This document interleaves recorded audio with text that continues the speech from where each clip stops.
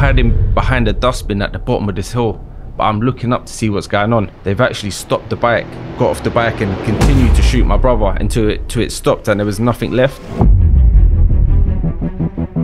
My dad's an old school armed robber. My dad's been in and out of prison my whole life. People I was knocking around with, they're doing like robberies or they're selling drugs. Even if my dad was a straight goer, was I always going to go into that life because of my friends were doing it? So it's something I've always questioned. So you did a robbery with your old man in 2011? This geezer's got out of the van, stuck the gun to him. This geezer's fucking swung a punch for me, bucked him about 7 times with a gun. Someone's turned up with a machine gun. I remember them kneeling down in the middle of the road. Dum dum dum dum dum. I'm standing next to the bouncer. The bouncer's been shot straight away. He's dead. People need to realize people are losing their lives over these things and we're not making money from it. What are we doing, you lot? I've not made a penny from being in a gang. Many of my friends are doing 30-year sentences. Many of my friends are dead.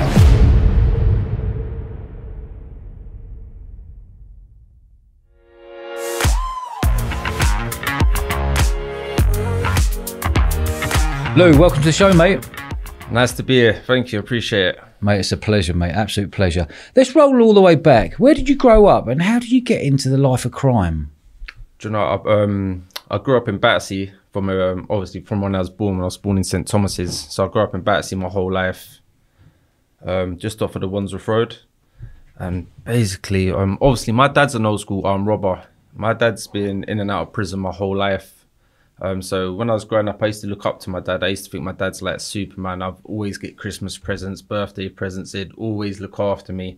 Even if my dad was in prison, he will still be making sure I've got money in my pocket and I've got Christmas presents and that and stuff, you know? So part of me wanted to be like my dad. And at the same time, the people I was knocking around with, they're doing like robberies or they're selling drugs. So I'm thinking, even if my dad was a straight goer, was I always going to go into that life because of my friends were doing it? So it's something I've always questioned. But one thing I would say about my dad, he's always tried to keep me away from crime. Even though he was doing what he's doing, he always used to try and say, Lou, get a trade. Or if one of his pals, can Lou come on a scaffolding site with you? He was always trying, but I was always going to go down that route, I think. What sort of age were you when you started going down the naughty route? I say from about 13 to 14 years old. Started off with like petty things. I remember robbing the milk factory.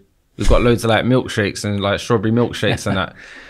Got loads of crates of them. We just shared it with all the little with the boys on the estate. Yeah. Obviously it's only petty, but things started getting bigger and bigger after that and that, you know. Obviously I knew what my dad was about. I knew he's been nicked for Hatton Gardens very many years ago.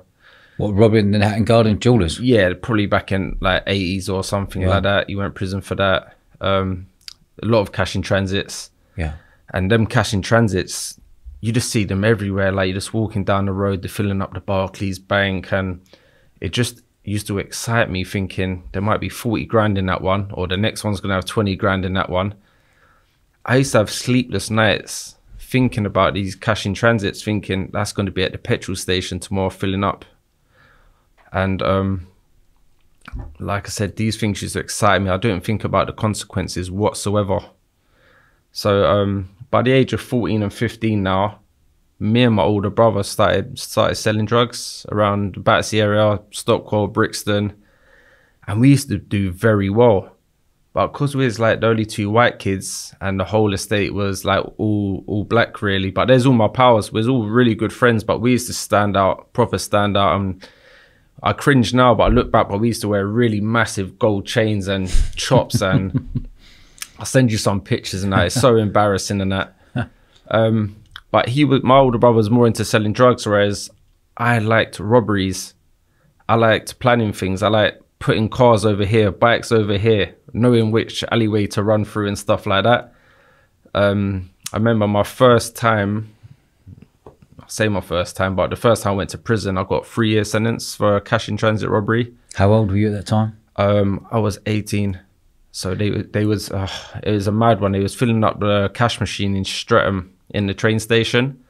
But if you remember back in 2005, do you remember when the bus bombings and stuff was going off and the tube bombings? Yeah. So anyway, I've gone into the train station to take the cash cassette of the guard. But as I've gone in there, my Cody's grabbed it. But remember, all the train stations are on high alert with police. So we've looked up, there's armed police already there. But by this time, we've got the cash machine, the cash cassette in our hands. We've looked up, I was like, oh my God. So we've had to just start running straight away. So we've still got the cassette. We've got about 20 old bill chasing us. I was like, this is on top.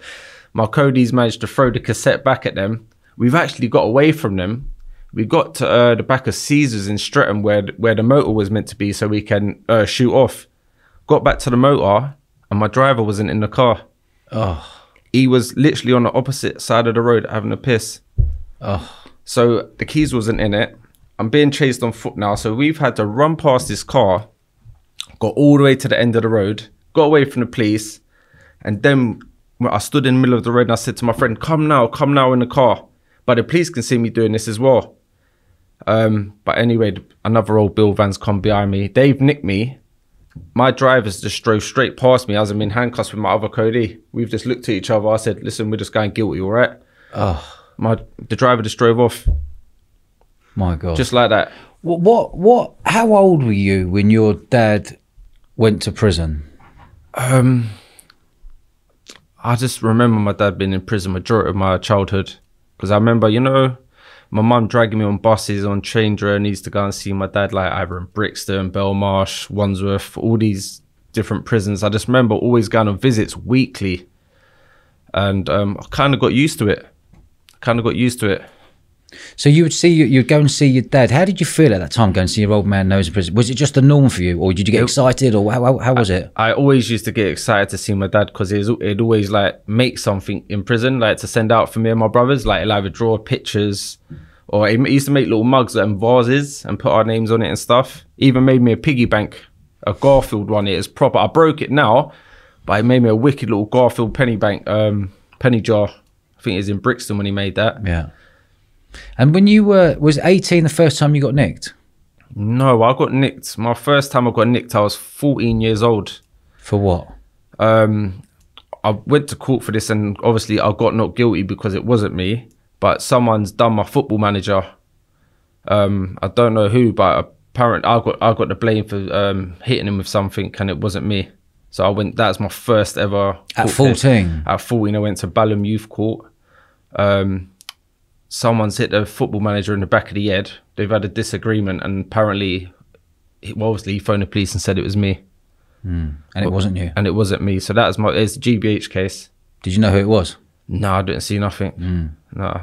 What was it like growing up without a dad and being on a real tough, you're on a tough estate, right? Real tough estate. I know that area. I was living in Brixton. So I know exactly where you were and stuff. What was that like for you? Yeah, so I lived on an estate called Patmore Estate. Yeah. It's just off of the Wandsworth Road and it's literally one road what separated us to Stockwell.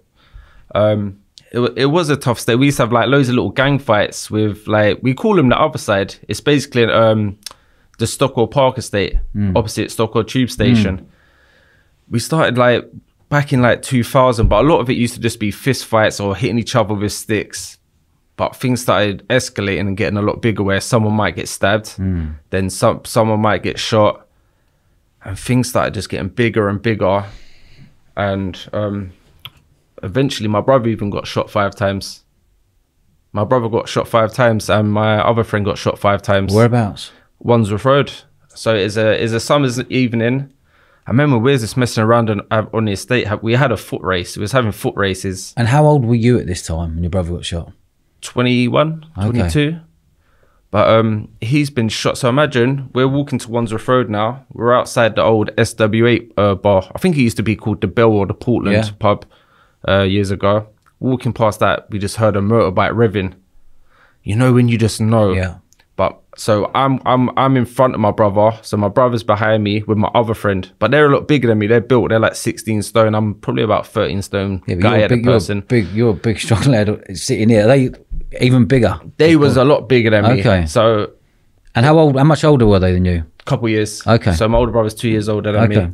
So Dave took all the shots. My brother's in his sliders, his flip-flops. So the first shots hit him in his Achilles. And it's dropped in, so we're all kind of running. My brother's laughing because he thinks it's fun, like until he got shot and it burnt his ankle. Anyway, that's actually dropped him on the top of this hill. All the other boys managed to get away. My other pal's been shot in his shoulder, had his little finger shot off, a few on his back, a couple on his leg, but he's on a push bike.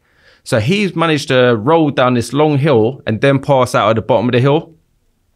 My brother's been shot in his Achilles, so that one has dropped him straight away. So he's laid out. I'm not waiting around. I've run off. I'm hiding behind a dustbin at the bottom of this hill, but I'm looking up to see what's going on. They've actually stopped the bike, got off the bike and continued to shoot my brother until it stopped and there was nothing left. And then once I see the bike turn around and drive off, I run to the top of the hill, started pulling his clothes off, covering up the holes.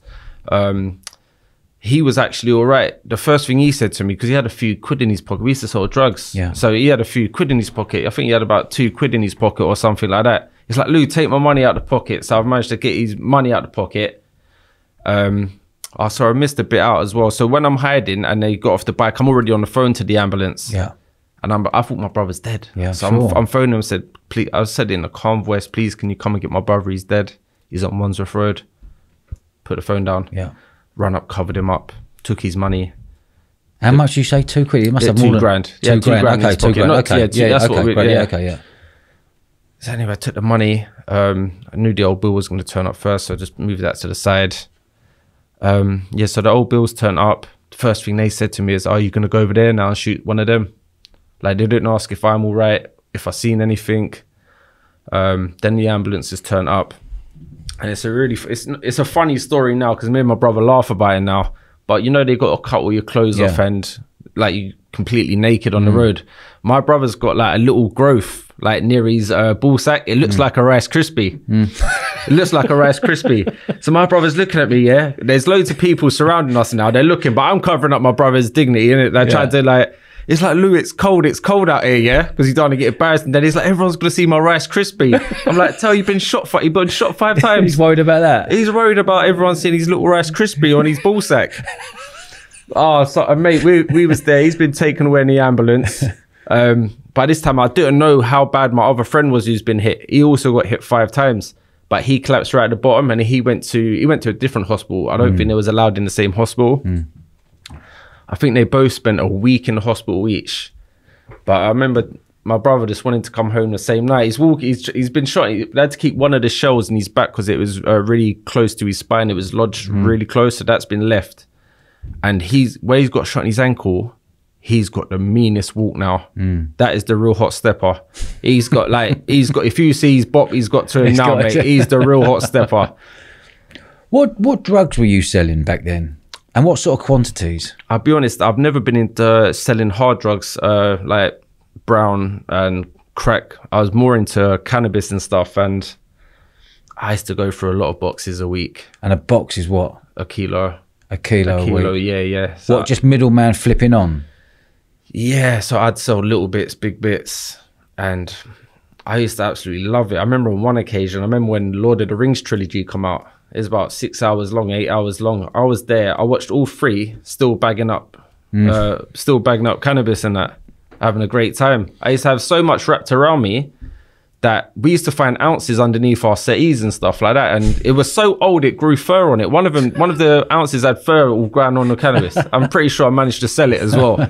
So were you serving up gear while at school in your 60s? I want to get back a little bit lower here, like 14, 15, 16. As a 14 and 15-year-old, I was on my pedal bike 24/7. Yeah. Like, this is little £10 and £20 draws, but I promise you, they add up. Yeah. Like sometimes I'd make £1,000 a day just selling £20 draws on the estate and a bit further out Stockwell and Brixton, and even going up towards Clapham Junction. I used to have the whole of the area, me and my brother.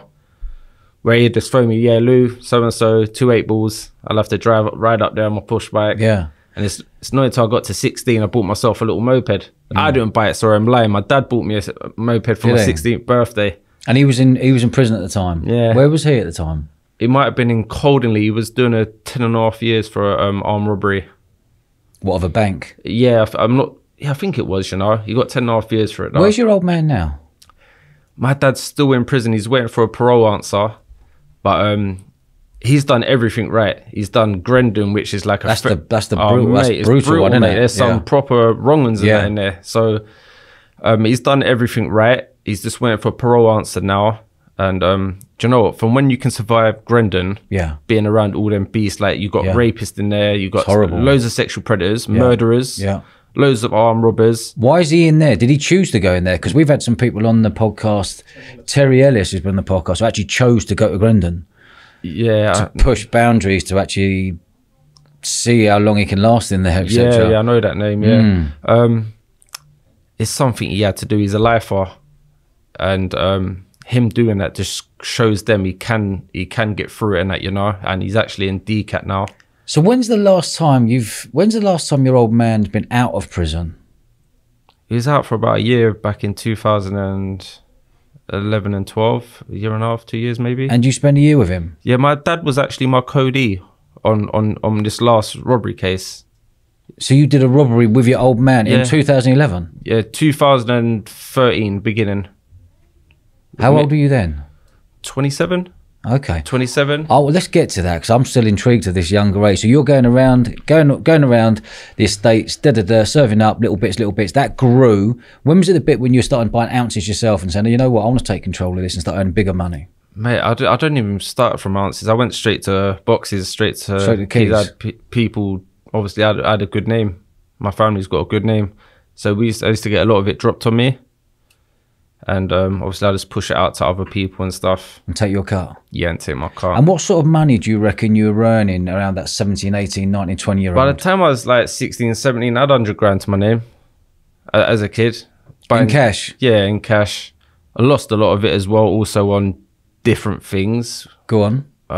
Which I don't really want to talk about the things what I've lost out on, but even like if I give someone, here's 2 kilos, I'll see you next week. And what's the equivalent of 2 kilos in a pound note? How much? Back then it used to be like 34, like 3,400 for a box. Like it'd be back then, I'd probably be paying 28s. Okay, so you're earning 600 quid each time you flip one on. Okay. Or if I want to just do the whole box into like drawers, you're going to double back your money on it. Yeah. And drawers are the little 20 quid. Little 20 quid, £10 drawers. But you got more headache then. You got more people to go and feed. You got a bit more rag, yeah. What was it like for you knowing you're bringing all this cash in? You're on the estate, you're a face, your cred was getting bigger and bigger. What about people from other estates looking in at you going, I want a piece of his money, I want to go and rob him? Did anyone try to rob you? Yes, they did, but it did not happen. We was always known for dogs. Like, see in South London around Battersea, and that we started this whole dog thing, everyone getting dogs and pit bulls and bull mastiffs. So I've had a few people like try to rob me growing up, and it wasn't a great day at the office for them, to be honest. No, it wasn't a good turnout for them. Yeah. And did you ever have the fear that you were sleeping? Were you sleeping at night going, right, I'm sitting on all this weed, I'm sitting on a load of cash, okay, I've got my family around me, I've got my boys around me, I've got my dogs around me. Did you ever get the fear that when you're kipping at night that someone's just going to come in and put one through your head? Not when I was a kid. Now I do. Okay. When I was a kid, I didn't think about consequences, where now I've grown up quite a lot. And even being in prison, the courses I've been on and stuff have made me think about my consequences more, you know. So when you were, going back to that, when you were laying there with all that money, what was your weapon of choice? It'd be something. It'd be something. Like what? I had a few things around me. What sort of weapons did you have around you at that time, back then? You know what sort of weapons they'd be about. They'd be about if needed. Guns? Yeah, they'd be about if needed. Knives? Baseball bats? Yeah. Dusters? They're always handy, I suppose. What was going on back then? Because I started seeing knife crime really rise up massively in the early 2000s. And I was living in Brixton, and I was seeing more and more old bill going around. I was seeing more knife crime. You were growing up with this. How did it feel to be carrying a knife around, knowing that it's in your back, in your pocket, you're ready to use that? If you're going out with a knife, you're going to be ready to use that. Was that your attitude? Do you know what's crazy? I never used to carry a knife out with me. No. I never. No, I've been stabbed myself. My brother's been stabbed 5 times as well, and shot 5 times, and he's still breathing somehow, but I never used to carry knives. If something happened, then I'd go back over, but I wouldn't, because I know if I got a knife in my pocket and you get in trouble, you're more than likely going to use it. So I would not carry one for that purpose. Yeah. Would you ever carry a gun around with you? Back then, maybe, yeah. And did you feel that if you got it on you, you're going to have to use it? Would you be prepared to use it? I wouldn't have it on me, but I have it local. Okay. They'd be local. Like on our estate, we used to like leave them in blocks and stuff, and I'd be like, it's there if you need it, or one of the boys says it's there if you need it, because there's a lot of gang activity, and as you know, Brixton's got one of the biggest gangs in England. PDC, they're one of the biggest gangs. Then you got our gang from Wandsworth Road, which back then was called like Old Tray 1 or G Street. It's a bit cringe to look at now. Look at some of the old music videos that I was in, and it's absolutely embarrassing. Little skinny fella, like the big baggy tracksuits on and stuff. It's so embarrassing.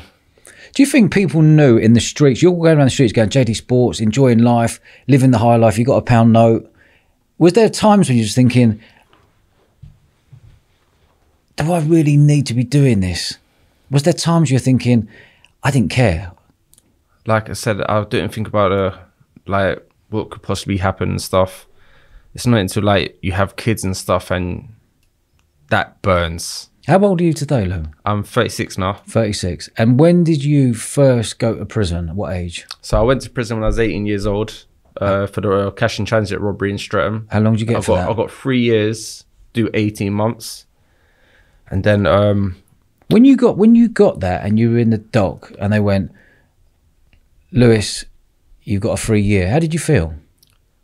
Back then it was kind of cool to go to Feltham. Like all the boys, as soon as I got on the induction wing, all my friends were on the induction wing, like waiting for me.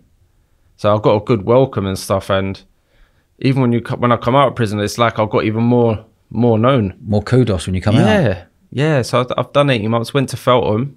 And explain to the listeners there what Feltham's about. So Feltham's a juvenile prison, so it's like for under 21s. So you can imagine all the little shitheads in there. Yeah. Like, I'll be honest with you, I've never been a bully. Even though I was involved with gang stuff and stuff, I've never been a bully, you know. I've actually got on with everyone. Yeah. But if I'm there and something actually happens, I'm going to be involved. But I wouldn't go looking for people, you know. So I actually got on all right in Feltham. I had a fight the third day I was there with a fella over the pool table. I thought I used to get tested quite a lot because I was the only white kid who didn't have it, sort of thing. So I feel like I used to get tested quite a lot. But I know you can handle yourself. Yeah, like the thing is, I don't mind fighting. I really don't mind fighting. Growing up, I was actually pretty good at it. You know? Yeah. So in Feltham, what was day-to-day life like? Yeah, so sometimes in the mornings they might take you education, or you can get a job on a wing, like a wing cleaner, cleaning the landings and just wiping down the sides. Or you can get a servery job, serving the boys the food and stuff like that. I wasn't in Feltham for long. I was in there for 3 months because it's only like a remand sort of prison till they move you to a more permanent one. So I was just a landing cleaner, cleaning the landings. But from there I went to Portland, which was quite a rough prison for like an 18-year-old. And this is an adults prison, right? No, it's still the under 21s. Portland, it's mixed now. Okay. Yeah, it's mixed. You've got adults and that in there, but back then it was just juvenile. Yeah. And there was absolute chaos. There was like kids getting cut on the landings. I remember I was in education and some fella threw a bit of paper in my head. I don't know him. He threw a bit of paper in my head. I laugh now, but we had a fight over that. And he stabbed me with a pencil. And then we had a fight on the walkway, walking back to the wings, called Free Flow. What happened? We both went to the block. It was only in there for a couple of days. Then we got put back on the wing. And you know what's crazy? They put the same fella on the wing with me 2 doors down. Why would they do that? And you know, respect to him though, he come to my cell and he's like, oh, you're a good fighter, Irish fella. He's like, you're a good fighter. And we become friends. Did you? we actually become friends after that, yeah. Yeah. Explain to me what the block was like. Oh, be honest, the block's hard times, man. It's just, you got your mattress on the floor, no TV or stereo. Like sometimes they might push a little magazine through your door or a book. But to be honest, I'm not even that great at reading. So I'd read a whole book and couldn't tell you what just happened in that book. So that was, just 3 days. So I just started exercising, training. I was really involved with workouts back then. Yeah. And when you say in the block there, you got duvet and stuff, or it's just literally just 4 walls? Just your 4 walls, your mattress, you got your duvet and one of them blooming rock solid pillows. Yeah. We can knock someone out with. Yeah. Mate. What sort of weapons were being made in the prison? So they used to like have like toothbrushes, and the prisons used to issue us with razors, like to whatever. But people used to crack the razors open, and they would melt the razor into the end of the toothbrush, so you can strike people with it. And they're naughty. They proper like open you up. So when you come out of there, what were you thinking? Were you thinking, I'm in here, I know I'm going to be doing 18 months, I know everyone in here, I've become a face in here at the age. You come out, you've got more kudos because you've gone, right, okay, I've come out of Feltham, that was easy. What's next? Did you go straight back into serving up drugs again? I did. So I'll come home, and obviously, you do 18 months in prison, 18-month license, like under probation. Yeah. So they're following you. So what, on a tag? They tagged you? No, not a tag. So you just pop in and see them once a week, just to let them know how you're getting on and stuff. See who? Pop in and see probation. Who? Your probation officer. Okay. It took me about a month to get back into it. I started serving up cannabis again. But I didn't know by this time they was already on me. They was watching me. So when I'm at my house, I was bagging up. My pals throw me. He's like, Lou, I want a 2 and a Q. It's 2 ounces in it. Yeah. So I see a cool pop round. I've got a gated house. So I've got a gate, and then I've got my door. But the police are parked up in an undercover car, and they're watching my house. So as I've passed the gear through, he's took it, wherever I've gone back in my house, but they're recording it. Yeah. Anyway, he's been stopped around the corner with the cannabis on him. But as he's been stopped, my uncle's phoned me and said, Lou, your little pal's been nicked outside the house. I don't know what he's been nicked for. Obviously, I know. I've packed up the rest of my gear in my duffel bags. I've managed to get out my back door and get away. As I've got away, literally 5 minutes after, remember, you got to wait a warrant so they can search the house. Yeah. They've got their warrant within 5 minutes. Yeah. I've gone with the gear. Yeah. Searched the house, found nothing, but obviously they got me on camera passing it over. So I've gone guilty to it straight away. I've got 10 months in prison for that, and my friend who I gave the gear to got a £70 fine. You're joking? I swear to God. You're joking, He got mate. a £70 fine, I got 10 months in prison. Jeez. For supplying. He got possession, I got supplying. Yeah. So you say you got 10 months. Did they 10 months to actually do, or did you do 5 months? I done 10 months because I was still on license for the robbery. Okay. And where did you go? What prison did you go to then? I went to Wandsworth from there. Yeah. But while I was in Wandsworth, I don't want to go too deep into this one, but while I was in Wandsworth, I actually got charged with something else, which was a lot. So from Wandsworth, I went straight to Belmarsh. So you were in Wandsworth and you got charged for doing something while you were in Wandsworth, or charged for something else outside? Previous, yeah. And what was that? It's a big, I don't want to go into detail about it, but it's a big case. It ended up in Belmarsh for 18 months on remand. Obviously got not guilty. Mate, I was 15 stone by then. After that case, imagine being like on trial for this big thing. Come out 10 stone. Really? Because I was so stressed, and it looked like I was smoking crack or something. Yeah. I'll come out 10 stone. Thankfully, the jury made the right decision on that. But it's just something I don't really want to go into detail about. Okay, fair enough. So you come out of Belmarsh. What was Belmarsh like compared to Wandsworth? Do you know what's crazy? I know it's bad, but I get on in any prison I go. Like, I get on with absolutely everyone. I talk. If you look at me, I'm gonna say hello. Yeah. I say hello to absolutely everyone. So you got like Belmarsh is run by Muslims. I'll say that right now. That all the prison systems right now in the UK, I'll say the Muslims. Is that right? Yeah, I'd say that. I don't know how to take. Whoever's watching this, I don't know how to take offense, but it's like the Muslims. They all stick together in prison, whereas we're all like single sort of people. Yeah. Like, if you ever fight with one Muslim, then you say, no, that's one of my brothers, you can't fight him. Yeah. Like, I was in Belmarsh with a fella, Irish fella. I shouldn't be smiling, but he's not a bully yet, but he don't have a bar of it. Like, he was fighting with absolutely every single one of them. Every single prison he went to. Every day? Didn't care? Every day. And the thing is, he was so polite. He was my soulmate for a bit. And he was so polite, but he just wouldn't take no shit from no one. Okay. And this guy was snapping people's jaws, snapping the Scrooge jaws and stuff. What was he in for? I think he's in for murder as well. Right, I think he's in for a big one. But he's home now. And he's the most humble person ever. But he just didn't have a bar. When you say it's run by Muslims, what do you actually mean? Is that if you go to prison, the Muslims are saying, we want you to come over to our side, or what? How does it work? No, you get a few people saying you should convert and that. But I get on with everyone, but it's like they all stick together. Like they're like a proper unit family in prison. Whereas, like they've got each other's backs. Yeah. And did you have a little firm in there? Had your back? I was all right because I had 6 of my friends from my estate also on my wing with for big gun charges and stuff. Like there was my pal got nicked for a Mac 10 and a 4.5 and about 100 rounds. A Mac 10, what, machine gun? Yeah, machine gun. Yeah. What did he get nicked for there? He got I think he got 9.5 for that. He got 9.5 years for on that. a robbery or just in possession? No, just in possession. Yeah. But now I think if you get nicked with a Mac 10 alone, you're probably going to get a 10, and that's probably with a guilty plea. But back then is a bit lesser. Now it's getting a lot more harsher, getting nicked with things like machine guns. Yeah. Have you noticed over the years, so you were in Belmarsh, how old were you when you come out of Belmarsh? 23. 23. And what was your mindset when you come out of Belmarsh, straight back at it again? Not really. I kind of slowed it down. I slowly got back into it and stuff, but I started looking more at the robberies than selling drugs. And I slowly started coming away from the gang sort of stuff. And even though I still loved all my friends, I was kind of like going in my own little direction now. Yeah. Did you have a mentor? No. Did you have anyone who was like, if you're going to do robberies, this is how you do it, or were you just working it all out yourself?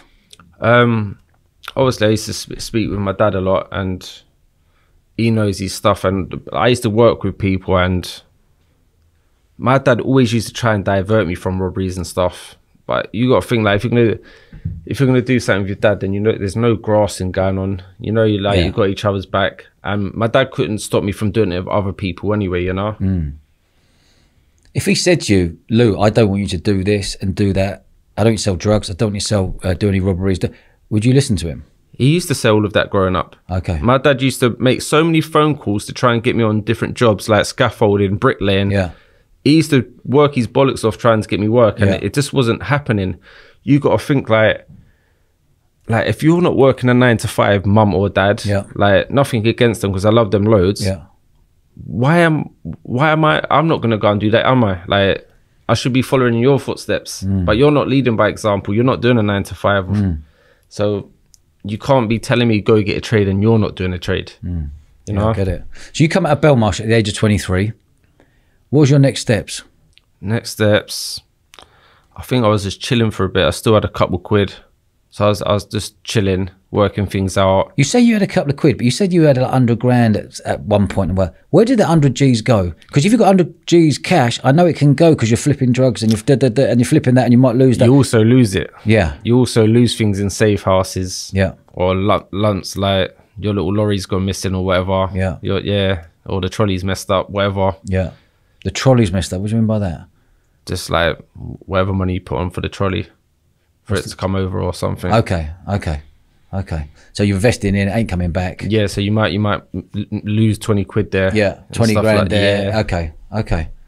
So when you come out of Belmarsh, you said, right, I want to stop selling drugs. I want to go down the route of robberies. I wasn't so much obsessed with them at that point. I wasn't really thinking of them like that because I started drinking as well a lot then, you know. I got with my daughter's mother around about then as well. She used to drive me mental.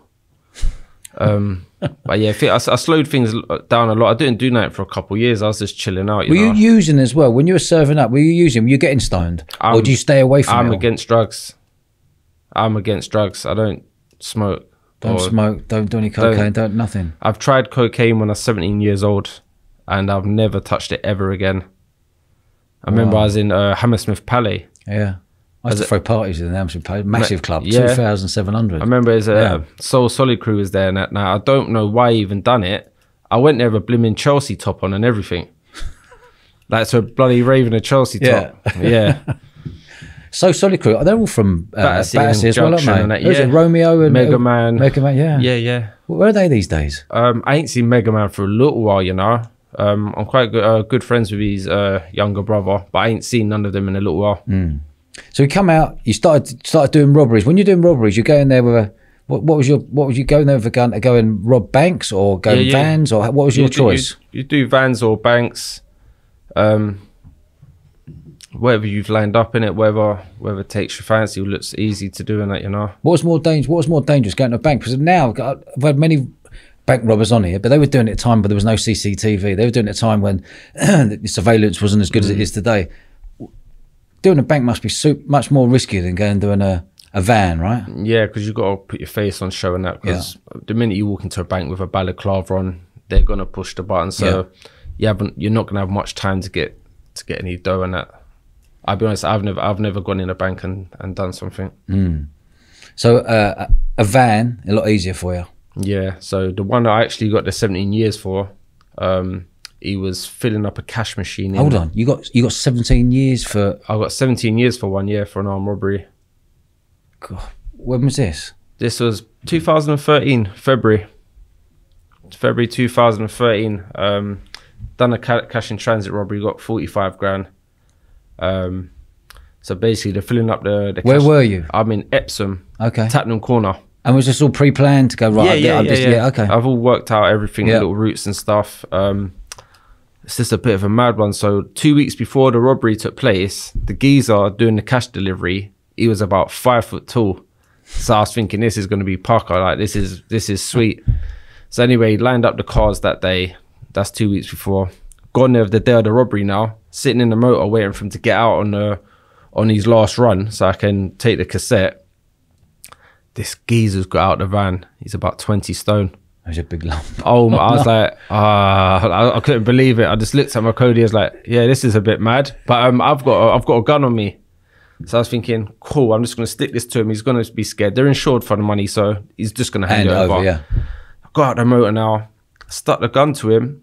This geezer's fucking swung a punch for me. I've rolled it because I was doing boxing at the time. So for me, a natural thing was to roll it, and I've uppercutted him, and then I've bucked him about 7 times with a gun. But you know when you got tunnel vision and you're panicking, you don't realize how many times you've hit someone. So I've actually knocked this geezer out. He's fallen on top of the money. I've had to do a deadlift to get him off the money and then pulled the cassette. So I've got the money now. I've got back in the motor, driving off. Then Blimmin' my Cody's looked at me. I said, Blimmin' hell, you almost done ya. Like he found it funny, drove off, got in the second car, got away. Everything's fine. 3 days later, the house has gone through. What, the old bill around your house? Yeah, the old bill has gone through because 2 weeks before the robbery took place, they're saying that my car was seen in convoy with the car that was used on an ANPR camera. Right. 5 miles from the area of the robbery. Right. So that's what made them raid the house. Found nothing, no money found, no guns, no DNA, none of that. Bow. Anyways, open investigation.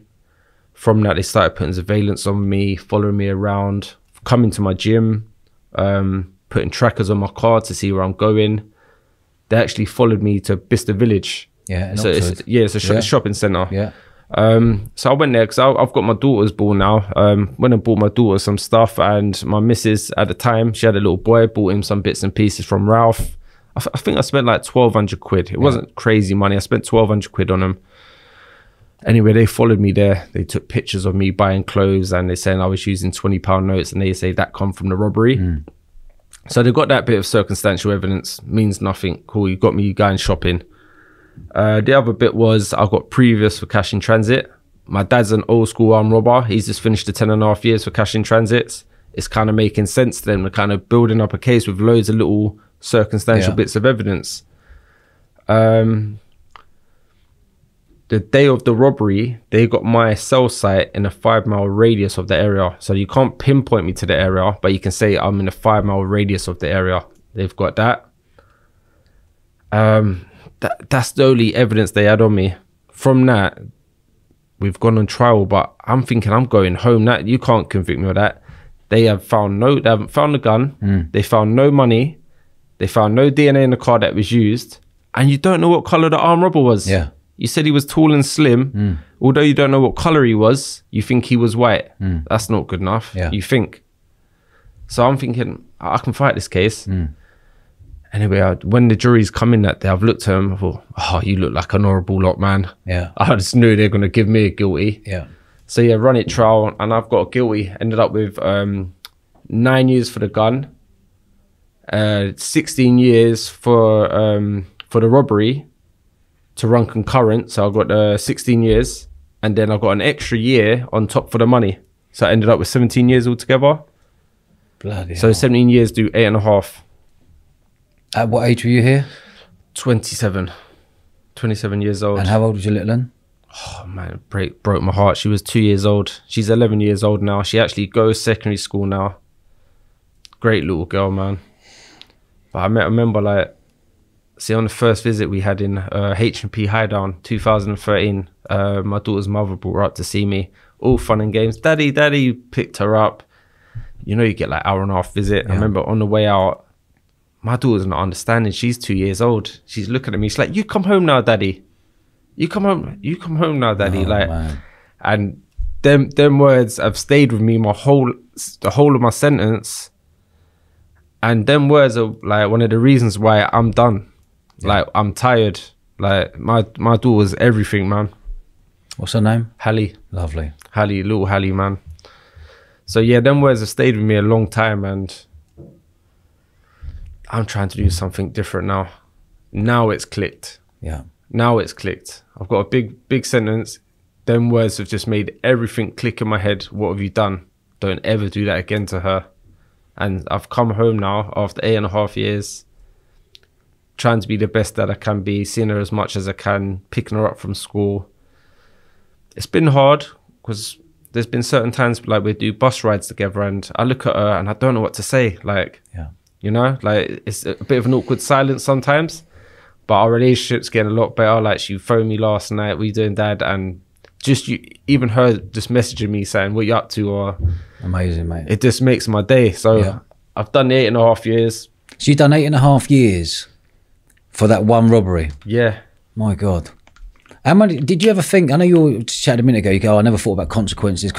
You must have thought, if I do get nicked, I'm roughly going to get a certain amount of years. You must have had that in your head. I always used to calculate things, like, you know, like how the robbery's gone. So from that, I was thinking, I'm going to get a 10-year sentence being the worst. Yeah. So I was comparing with other people who's been nicked for similar things, and they was all getting like 10s and 12, one of them got. So I'm thinking, cool, I can do 3 years in the C-Cat and go D-Cat after 2 years.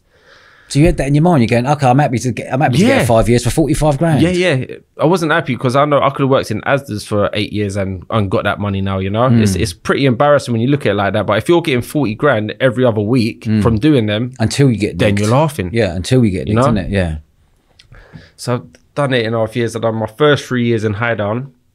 What was that like? It was all right. I enjoyed it. I was the gym orderly. So I used to see all my pals were in there. So it's absolutely, I had loads of friends in there. We used to come and see each other down the gym. I get gym every single day. And then from there, because it was a B-Cat. Yeah.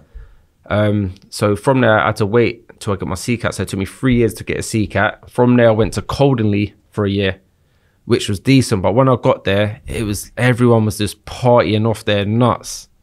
Like taking MDMA, everyone was having vodka in the C-Cat. Oh my God. It was absolutely mental. Is it rife? Are drugs rife in prisons? Prison is a goldmine for drugs. See, even tobacco. You know, an ounce of tobacco outside here. Was it 20 quid? What do you think you're paying for an ounce in prison for tobacco? Couldn't tell you. 250 quid for £100? You're joking. For an ounce. Remember, it's a non-smoking thing. Yeah. Prisons now. 250 quid, 400 quid for an ounce of tobacco. But you got to think now, if you break that down into little £50 bits, you're going to make about 500 quid, maybe 600 quid. You're laughing. Who's bringing in all the gear at the prisons? How's the gear getting in? You're either getting throwers, you're getting screws, visits. It just comes in at all angles, man. Everyone's greedy as hell. Everyone's at it, are they? Everyone's at it. Yeah. Are the screws the easiest way to bring in? You say throw-overs, okay, what are you going to do? Someone's going to throw over an ounce or something. It's risky, though. It's risky. Someone else can go and sweep it up, that's mine, and then you end up having a tear-up going, that's actually mine. And that's what happens sometimes. Right. I remember one parcel come over in the yard, and a screws come out in the yard because they've seen it on cameras, and everyone's kicking a parcel around to each other and that. But I remember it come near me. I didn't touch it, though. I didn't want to know. Yeah. What sort of drugs were in the prisons? It'd be mainly weed. Like, the youngsters would be smoking their cannabis. There'd be, I can't remember these little tablets people was getting, but they was fucking making proper money from them and that, you know. What are the other drugs they're talking about? The spice? Oh, spice. I've seen 2 people die in prison from it. What actually is spice? Like, what sort of effects they getting? I keep hearing about it. Do you know what? It was people in prison are walking around like zombies. Yeah. I remember I was in H&P Only. The fella died from spice. He was smoking it. And from that, he's just walking around the wing like a zombie. He's gone over, smashed his head. He's dead. Yeah. He's dead. Yeah, that was right in front of me. All the other kids, like, they're just proper monged out, like, can't do nothing. And then you get all the other little youngsters taking pictures of them on their phones, posting them up on Instagram. I never done that personally. I've never tried spice. I've never embarrassed people and took pictures of them taking it and stuff, because people's families are going to be watching and then they're probably worried enough as it is, them being in prison, you know? But the spice is mental. I don't even know what the stuff is. I heard it was like fish tranquilizer or something. I've really something mad. I haven't got a clue what spice is. But you know what started happening? It looked like cannabis to begin with. Yeah. And they've turned it into a liquid now. Right. What, so you were originally smoking it? Yeah, so you was originally smoking it, but people have turned it into a liquid now. They're putting pieces of paper in the liquid, so they're soaking paper in the liquid. Yeah. And then they're tearing the paper up and then smoking the paper in a roll-up. Mate, it's sad. I've seen a couple people die from it in prison. It sounds mad, right? It sounds like, you know, I'm here talking to you and you're going, yeah, I've got 5 years. I'm in there with all my mates. Everyone's getting stoned. Everyone's getting pissed. Everyone's got mobile phones. Are the prisons as tough as they're made out to be when you haven't been to prison? Or are you there going, you know, this is like a holiday camp with my pals? No. What? Give me the vibe. Like, listen, you do get your days. Yeah. You get your proper down days when... There would be days when I'd go to bed, I think, I don't even want to wake up ever again. Yeah. Like, I don't want to wake up in the morning ever again. That's me, I'm done. And then you get your other days, like, have a little laugh with the boys in the yard doing workouts. Like, I got through my prison sentence by doing workouts. Yeah. Keep your mind strong. Keep my mind strong. And do you know what? I used to train other people on the wing, and that used to really keep me busy. And knowing I'm helping someone it was making me feel better about myself as well, you know? But... I'll say something. Everyone has really shitty days in prison, and that as well. It is hard. People do miss their family. At the same time, I know this sounds crazy, but sometimes I feel I need a little break and go back to prison just for a quick 6 months, just to re-energize and come back out again. Hold on. You've been out for 9 months. Yeah, and you're saying you want to go back and re-energize in prison for another 6 months. It sounds crazy to say, but it's so overwhelming outside. Like, don't get me wrong, I love it, but I'm struggling. I am struggling being out. And I said this to my family. I feel like I need a quick 6 months just to re-energize and get my head straight again. But and then they're like, Lou, think about it. You're saying you need to go back to prison to re-energize to come back out. I'm getting help. Yeah, I'm getting help. I do. It's a CBD course I do, like for PTSD and all that sort of stuff. So I'll go there every Monday at the moment. So it's been helping, but I just need to not overwhelm myself with too many things to do. Do you think since you come out, you've done 8.5, really you went in there as a young man, right? You come out and done 8.5. When you come out, is it literally a massive shock what's going on out here? Like we were chatting earlier about you're still trying to learn how to use your phone and... Still learning email, to do an email and receive an email and stuff. Like even... I remember when I come home after 8.5 years, I got to Wandsworth Road and Vauxhall and Nine Elms. I was thinking, where have these buildings even come from? Yeah. They got tube stations. They got Nine Elms tube station, Battersea Power Station tube station. They've done all this within 8 years. I had tears down my eyes. It's like, how? I don't understand. How's this even happened? What's your day-to-day like at the moment now you're out? So I'm a qualified PT since I come out. So I've done my level 3 since I've been out. Good for you, mate. Yeah, so that's my first qualification. So I'm over the moon about that. So I'll take on a couple clients. Yeah, I've only got a couple at the minute because, like I said, I don't want to overwhelm myself and do too much at once because I will start going back downhill. Day to day, my daughter's back at school now, so I pick her up from school twice a week. And I'll go to there's a boxing gym in Battersea called Carney's Community. Yeah. It's they do wicked stuff for the kids. They take boxing training, they all get to eat food thereafter. And there's a fella called George there, Turner. He's kind of like a mentor role, because I go there and I go and see him, have a little sit down and see what we can come up with. So I'll go down there a couple times a week, and I've actually got a missus as well, so lovely. Go and see her whenever I can. So when you come out, like you've come every time you've come out, you've normally gone, right, I need to earn £1 note, I'm going to earn a quick £1 note, 40 bags here, 50 bags here. You've come out and gone, you know what, I'm done. My little daughter's words are going to stick with me for the rest of my life. I ain't going back to any crime. I'm not going back to any naughtiness. How hard is that for you when you're trying to make ends meet? It's been hard. Like, there's been certain times that, like, I've been invited out for like dinner and stuff, and I'm embarrassed to say, do you know what, I haven't got the money to come, mate. And I just make an excuse. I've got to do this today. I can't even come today because I don't want people to know I've not got money. So I used to get really embarrassed with things like that, and like, I've started talking up more. I did mention it to my pal the other day. I messaged him and said, listen, I'm not being funny. I'd love to come out to eat with you, but I'm embarrassed. I've not got money to be coming out and eating out every other weekend and stuff and that, you know. I've been currently working with one of my other friends reached out to me called Silk. He raps over house beats and stuff. So he's been really helping me. I've been driving him about to shows. So that's been putting some money in my pocket as well. It's really helpful. So do you know what? I'm starting to do a lot better. Yeah. I'm doing a lot better. And I know by next year, certain doors are going to open. Yeah, they will. And I know I'm gonna be doing big things next year, you know? Yeah. Tell me what's going on at the moment, what you've seen, the gang warfares around London and all the robberies that are happening. Because all of a sudden there's this massive spike we've seen over the last year. People on bikes, robbing phones, robbing people on watches, walking down Kensington High Street. There'll be a woman down there. Is that just been going on for years, or have the press have just jumped all over it right now? It's been going on for years, and I've never robbed someone before. You know, like, I know it sounds bad, but like cash and transits and that, yeah, but I've never robbed someone like yourself walking down the street for your phone or your wallet. I've never ever done it, or I don't like burglars. I've never done a burglary. I don't agree with all these phone snatching that. You lot just stop doing that, man. It's proper trampy. Stop doing that. I see the other day someone actually got stabbed. Yeah, I saw. You see that? It's actually awful, sickening to watch. Yeah, it's sickening to watch. People need to realize people are losing their lives over these things, and it's not even people that are going to, like, there's people going to prison. They're losing their lives. People are dying. No one's gaining anything from this. Even with this gang stuff, we're not making money from it. What are we doing, you lot? Yeah. I've not made a penny from being in a gang. Yeah. Many of my friends are doing 30-year sentences. Many of my friends are dead. And I guarantee you every single one of them regrets what they was doing growing up.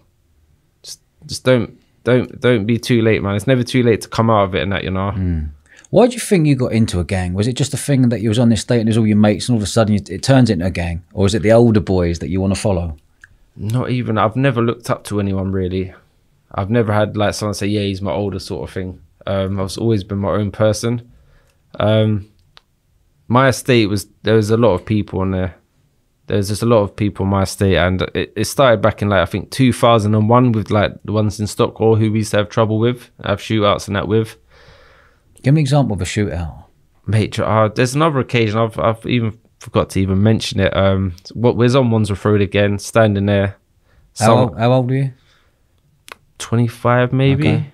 Someone's turned up with a machine gun, and I remember them kneeling down in the middle of the road. Dum dum dum dum dum. I'm standing next to the bouncer. The bouncer's been shot straight away. He's at the dead. club? Yeah, SW8 bar is called. Yeah, okay. The bouncer's been shot straight away. He's dead. I'm walking over his body. I managed to get back inside the club, jumped over the little bar and stuff, hiding there. I think someone else got shot in their leg. He survived. About 20 odd shots got let off that day. There's still a dent in the little road sign to this day. And that was like 10 years ago now. I've had quite a few friends like shot in their legs or shot in their hands, and there's even on my block. I'm in the middle of making a little documentary from around my estate and growing up, but we got a block called Marsh Block. They pulled up there with a machine gun as well. I remember we was all hiding behind a concrete wall, and I just remember we had a wooden door behind us. I looked, it's just loads of little indents. Luckily no one got hit that day. I think there's just one of them scared shooting ones. If they wanted to get us, they could have come a lot closer and got all of us, you know. And what are they doing that for? Just postcode things, man. Like, that's the question I want to know. I want to know about this postcode thing. Is it you know, it's rife, isn't it? How can this postcode violence stop Is there any way that you can bring something to the table? So I've been there, done it, got the T-shirt. I'm here now to go, hold on a minute, this has got to stop, guys, because this is what's going to happen to you. All my pals are, half of them are brown bread, the other half are in Nick. No one wins out of this. This is what's going on. So I've learned to let go of my ego.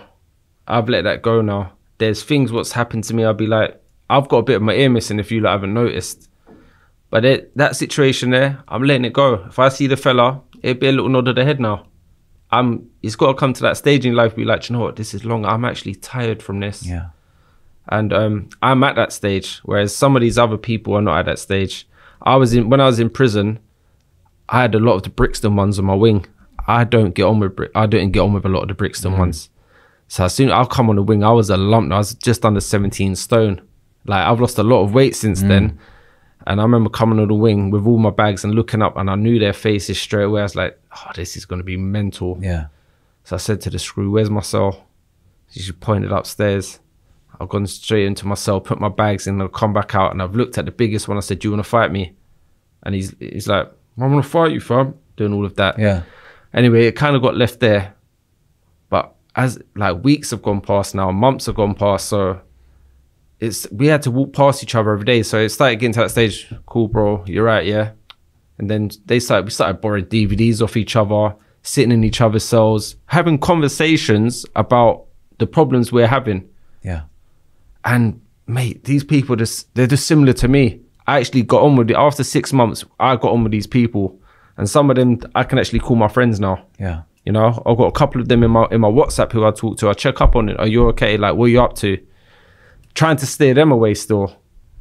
So it's just got to come a time in your life where you just let that ego go and be like, do you know what, I'm tired, and leave it there. But it takes a lot for someone to do that. Yeah. I'm 36 years old and I've only just let my ego go now. I can take a joke. Things what have happened to me in the past, I can just let go now and just call it a day. You must feel proud of yourself for that, because that's tough. For all those years, you would have never let that go. If someone done something, you go, I'll get you back. Yeah, watch like your back. Even the people who shot my brother, like my brother's alive to this day, breathing. I was in the pub with him yesterday, had a good drink with him, had a good laugh. He's a paint and decorator now, you know? Yeah. So, do you know what? Big up my brother. I'm proud of him, What's man. his name? Tell. Yeah, massive. Tell. Yeah, man. He's grafting every day. And even the fellas that shot him, do you know what's crazy? I don't want them dead. I don't want them in prison. Don't ever do that again. That's all I'd say to them. Yeah. I want to go back to your old man. Have you ever done a robbery of your dad? My dad was my Cody on this last case. What, the last case, that was your old man? Well, I got the 17-year sentence. Me and my dad were Cody's. He got the 8.5-year life sentence. Because like I said, he just finished a 10.5-year for armed robbery before that one. So they had no other choice but to give him a life sentence. So he's currently waiting for a parole answer now. So a life sentence is 25 years, is it? So a life sentence could be anything. It's up to the parole board when they let you out. Like, you got to go through the parole board. Like, if he doesn't get this parole, they'll have to wait another 2 years for his next one. I think it is how it goes. And he's on good behaviour inside. He's on good behaviour, because I've got a friend in prison now. He's on IPP. Which is what? What does that mean? It's a ridiculous thing what they come out with back in like 2000 or even just before that. It's up to parole board. It's like a life sentence. So he got 8-year IPP. He's done 21 years now and he's still not home. But you gave him an 8-year IPP sentence. Why is he not getting off the hook there? Is he been good inside or not? I'll be honest, he's an absolute lunatic. Okay. But he's got his head screwed on now. Like, it's taken him a very long time. But he's got his head screwed on, and I think he's a Muslim, but I think he's very passionate about his religion. But he's I've seen him once now, and he seemed to calm down quite a lot. I remember I went to visit him in Belmarsh, and he spent 3 years in the block. 3 years in the block? In the block. So when we had a visit of him, it wasn't a normal visit. We had to go to the block, and we're in the little room, me, my pal, my friend here, 5 screws watching the whole visit over us. No food or drinks or anything like that allowed. He spent 3 years in that block. Yeah, he's done 21 years now. What are you going for? I think he stabbed someone 6 times. Didn't die, just stabbed him 6 times. Man, Lou, it's a mad world you've grown up in. It's mad. Like It must be. Is it mad for you now, looking back, going, hold on a minute, I've come out, I've got my girl, I'm not in crime anymore. I've let everything go. I've let my ego go. Is it mad for you to actually stop for the first time, look back and go, I'm 36 years old now. That's a mad 36 years, and I've got nothing to show for it. Nothing. That's the nothing. Yeah. Nothing, man. Do you know what? I'm trying. I can see. Like I actually want to get into acting. I want to play a little movie role. You know, like them British films, like The Business and all them sort of films. Even though I've not acted in my life, but I can probably play myself. Yeah. Do you know what I mean? I would love to be part of something like that, you know? Maybe we can open up some doors for you. Yeah, no, definitely. If there's a little prison role or something like that, I'd love to be involved with that. Tell me about the little documentary you're doing at the minute. Yeah, so basically, it's nearly finished. It's just getting edited now. Just taking you know, I spoke about the shootings. Yeah. So I just taken to where the shootings happened, where like murders have happened. And I'm putting got all the articles and that to go with it. Got loads of little old school gang pictures when I was on the block doing silly little gang signs and music videos. I've even got my brother to open up. He's never spoke about when he got shot, how he felt, what happened. So he's on there for like about 5 minutes talking us through the event. And then we actually sit together and we speak about growing up together. And do you know what? Me and my brothers never opened up to each other and had this conversation. So when I see my brother on camera talking, it kind of brought tears to my eyes. Like I was thinking, come here, tell. Like, so that should be out in a few days once it's all done and dusted. Looking forward to that. But it's a positive thing as well. I take you through a little journey, take you through a few positive things what I'm doing now at Carney's community with the kids, with the boxing. I think it should be a good little watch. Yeah. Yeah. Lou, I thoroughly enjoyed this episode. I really thank you for your honesty, and you've lived a mad 30 odd years here, but I can really see in your eyes that you've got a big future ahead of you, getting clean, coming straight, having your daughter, living the good life. Just a couple of little tweaks here and there. If there's anything I can do to help, you know, just have someone to bounce off, whatever, I'm here for you. Listen, just an invitation to one of these festivals, mate. I'll be well. You'll be there. I'll be well happy, mate. Quality. Luke, where can people find you? Yeah, my Instagram's Big Lou Gym Bars. Also, my YouTube is Big Lou Gym Bars. Not much on there at the minute, but there's going to be stuff coming. Mate. So I appreciate a follow. Mate, I appreciate coming down here at the studio, mate. Thoroughly enjoyed it. Thanks for your honesty, and I wish you all the best in the future, mate. I appreciate cool. it, man. Thank Good you, man. man. Thank Cheers, you. Lou. Cheers. Take care, fella.